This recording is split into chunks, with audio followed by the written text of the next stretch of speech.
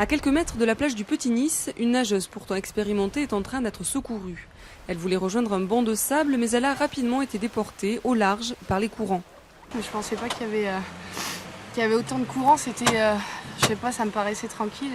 Chaque jour, les CRS de ce bord de mer effectuent entre 2 et 3 sauvetages. Ils sillonnent ainsi plusieurs fois par jour les 20 km de côte dont ils sont responsables. Parmi les zones les plus dangereuses, celle des baïnes, sorte de piscine où l'eau paraît calme et où les baigneurs ont pied. Mais lorsque l'océan se retire, elles sont particulièrement redoutables. À marée montante, les vagues vont passer par-dessus ce relief, la baïne va se remplir. Et après, sur les dernières heures du descendant, les gens vont se baigner ici parce que l'eau sera plus calme. On ne verra plus le relief. Cette baïne, c'est qu'on voit à la sortie, ici va se vider et va nous emporter les gens vers le large, à la sortie de baïne. Le courant présent à la sortie d'une baïne peut atteindre jusqu'à 15 km/h. On en trouve environ tous les 300 mètres, le long des plages.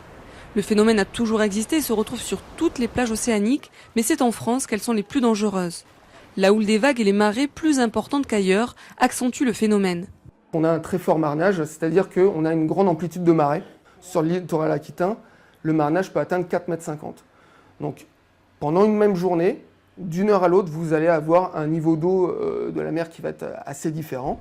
Habituellement, les baigneurs pris au piège d'une baïne essaient d'abord de rejoindre le bord de la plage. C'est en fait un autre comportement qu'il faut adopter.